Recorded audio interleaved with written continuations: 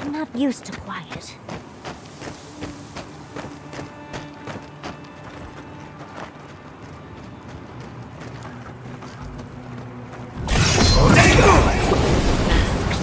In the eyes! Burn the fight!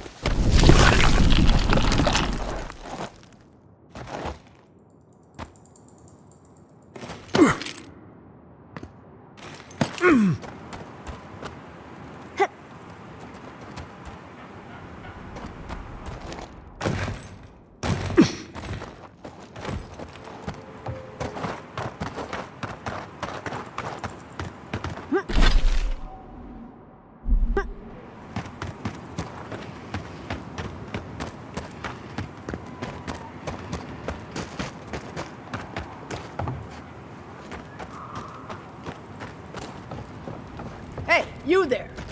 Got some interesting wares if you've got coin.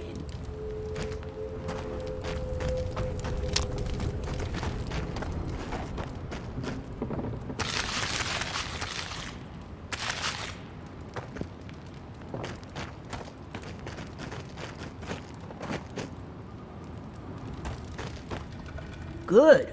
Looks like you're still in one piece. What can Ihaka get for you?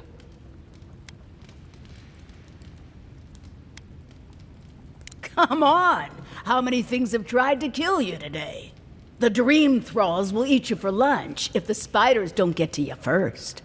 Me? I do fine. I know how to move without being seen.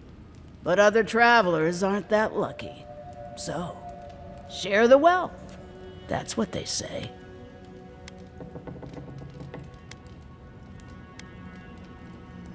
Sure I have. But I like it out here. It's quiet. No prying eyes to bother me.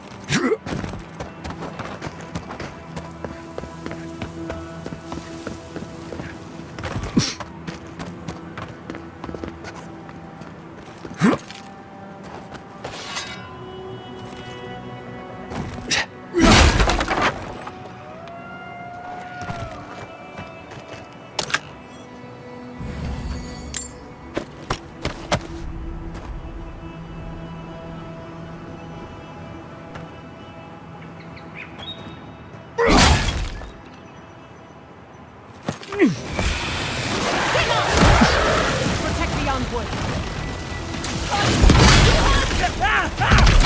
Well, careful, to the left!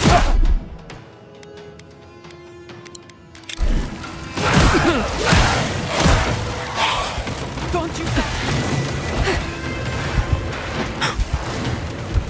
Death is close.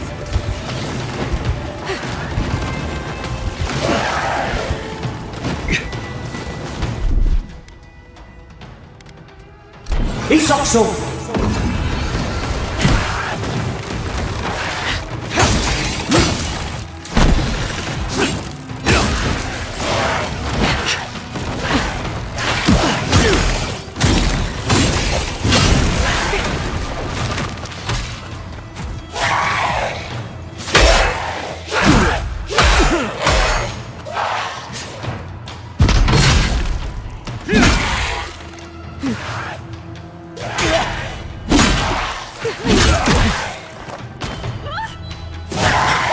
A little help!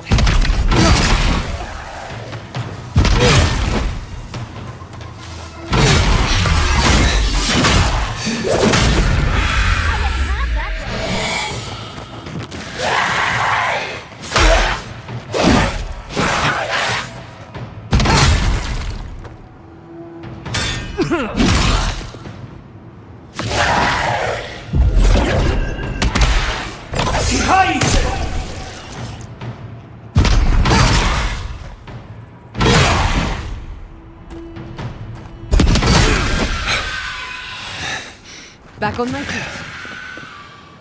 Your reputation is well deserved.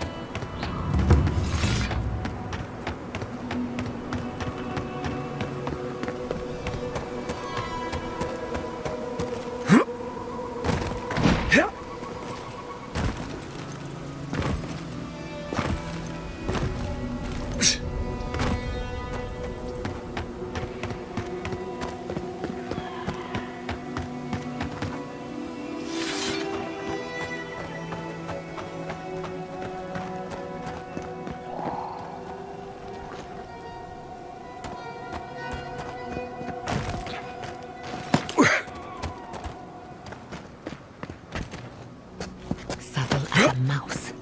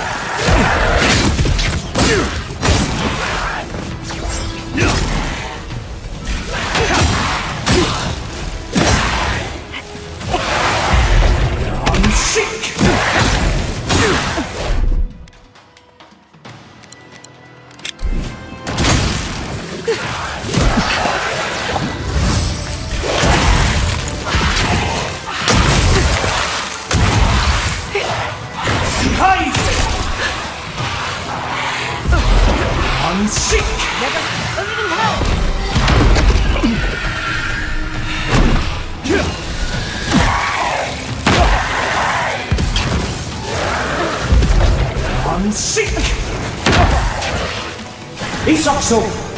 Ready for more?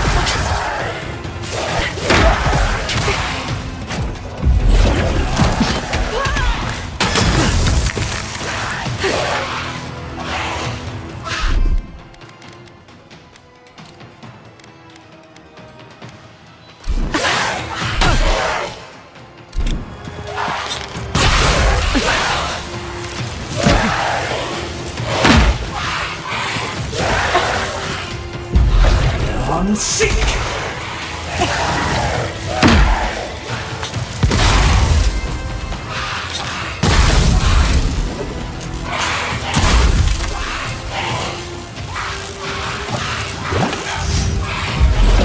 Unseek!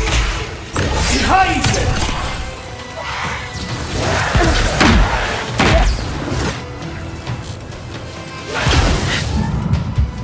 Not dead yet. Unseek!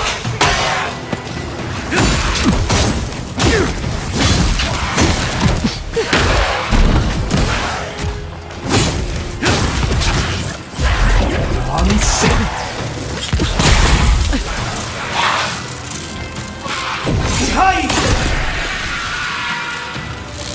Ihaka! Dodge this!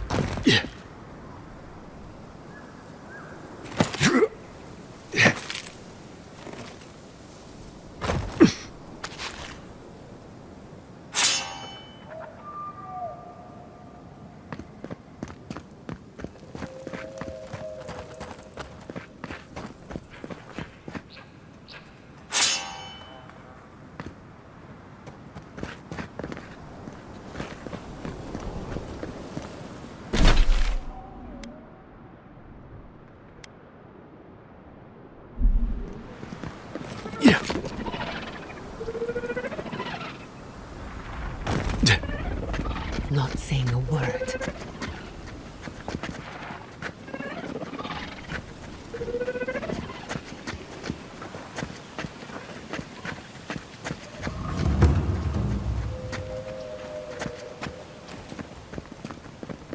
The Archmage certainly knows how to make a first impression.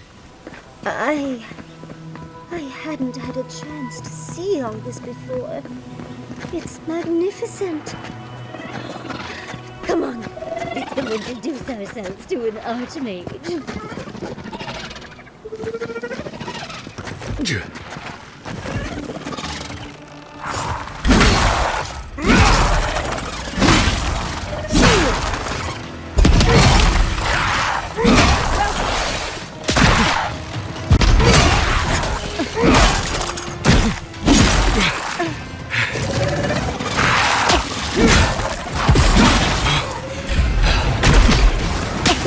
Heal yourself, quick!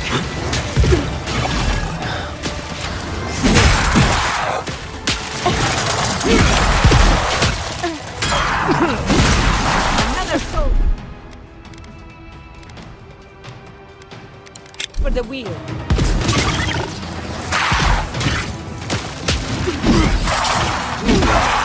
Take the right! Watch your right!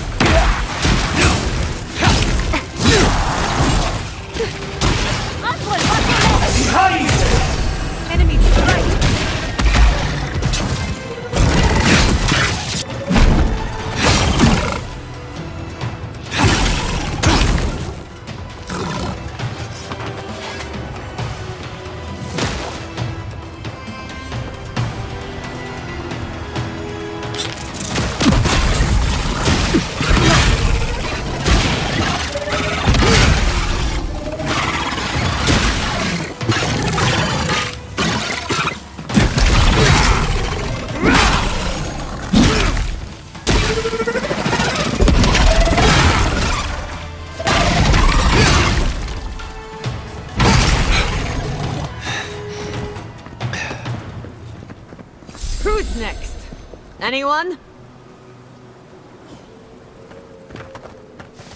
Yeah.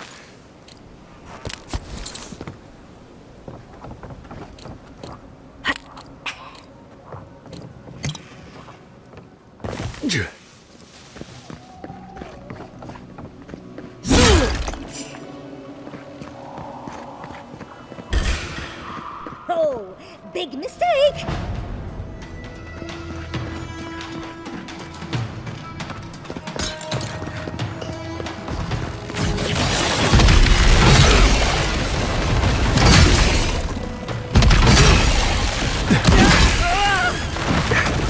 It burns!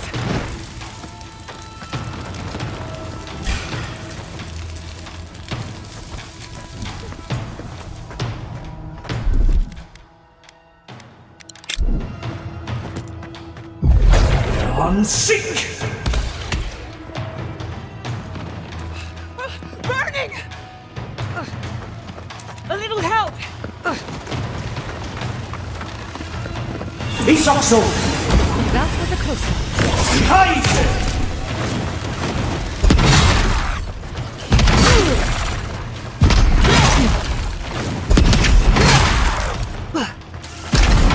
Nicely done! Too hot! Not feeling good.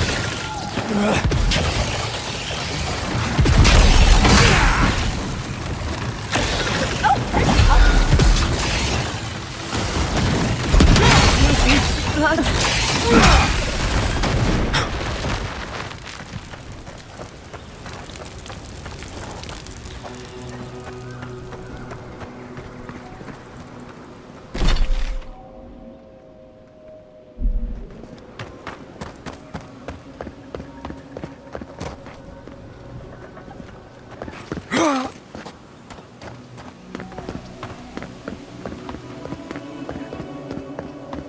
Yeah.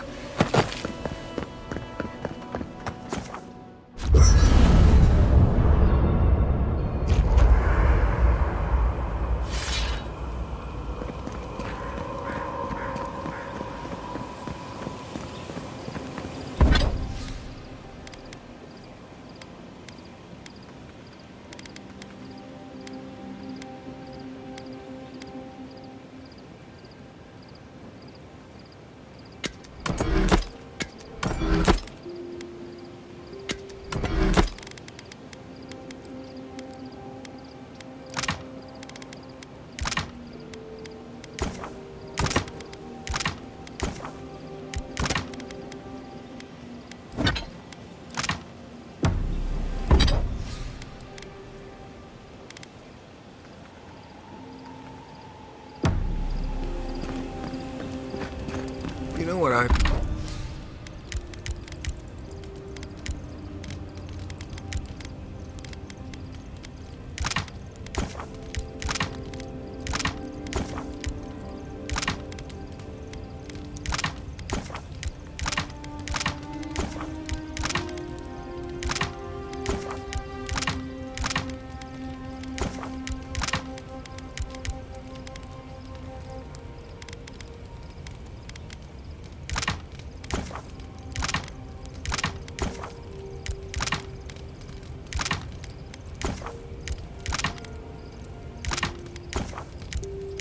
miss flashberries. Oh, I loved those as a child. The gifted magpie used to make a delicious flashberry jam. Katoa and Ihaka. An interesting pair. Despite their clumsy methods, they were just defending their community. I'm grateful that you showed restraint.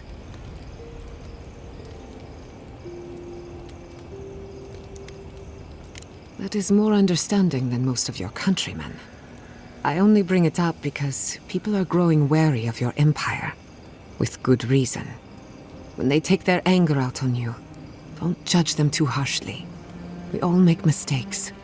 Anyway, just wanted to get that off my chest. For you, anything.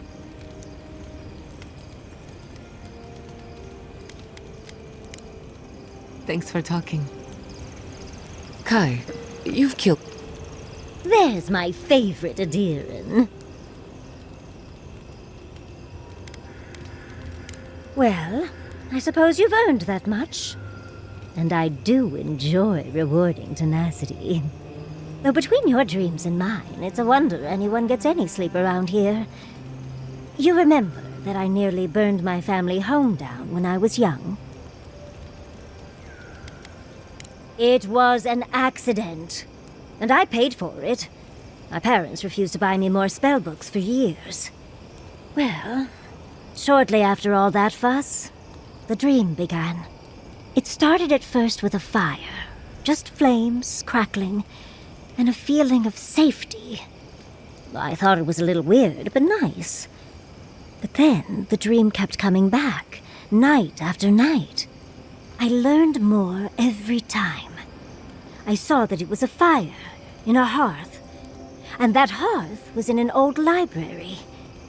I assumed it was a library, at least, to explain why there were so many tablets lining the walls. Oh, everything from dry historical recountings to treatises on agricultural techniques. No romances, though. Whoever filled the library must have been allergic to them. No, never actively. I had read them all previously, if that makes any sense. That's actually how I learned the Akhidan language. Just woke up with that knowledge. Which is very useful when you can find no written records. In the library, there's just one person, but they're wearing a hood, so I never see their face. They do the same thing every night. They curl up in a chair by the fire, hold a tablet to their chest, and then the fear comes. The paralyzing, all-encompassing fear of something.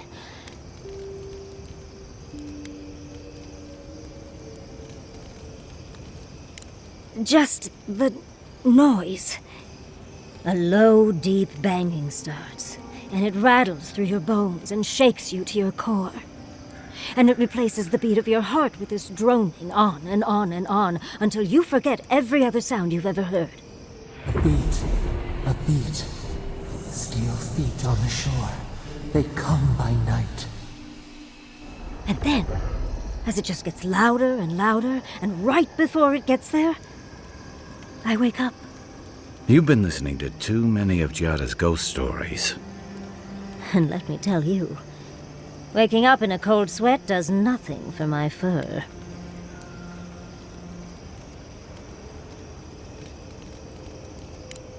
How sibilant. No. Just that it's all-encompassing. It's strange. I've not told many of the details of my dream. I suppose I must like you quite a bit, Envoy. Don't let it inflate your ego too much. I suppose we should try and get some rest now. I'll have some tea ready for when we awaken later.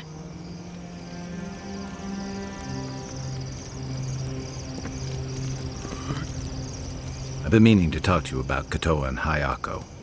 I didn't think it was possible to talk them down, but you managed it. And you saved more than their foolish hides. Those two fought for Rawatai in the Deadfire. They learned how to disrupt enemy movements and destroy supply lines. They'd have nipped and poked at your comrades at Eagle's Reach until Adir finally snapped back. At Thirdborn, most likely. All while the two of them remained secure and defended in their tower.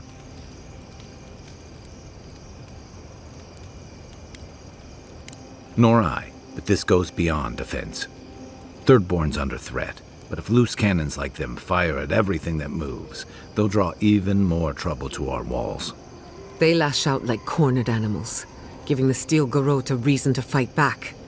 Not that they need a reason. Still, better not to give them one.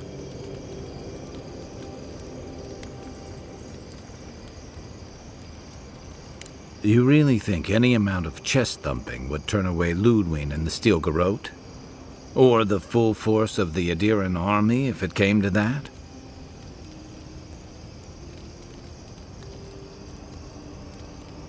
The Living Lands is changing. We've got more ships coming to port every year. If it's not Adir, it'll be someone. I'd never met Naoki. Asui arrived a few months before I left Thirdborn. I knew their squad mates better. Uriki was a ship's carpenter with the Rawatine Navy years ago. Came from a military family, but she never saw much combat herself. Manu was a deckhand on a pirate ship. Stopped in Thirdborn with his crew to resupply and never left.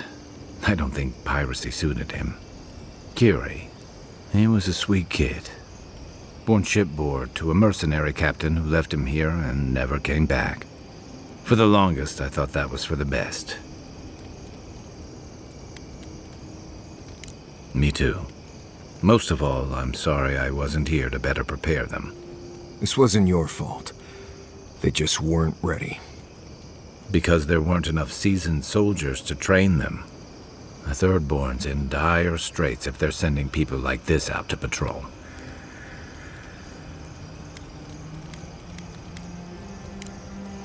I'll be here if you need me.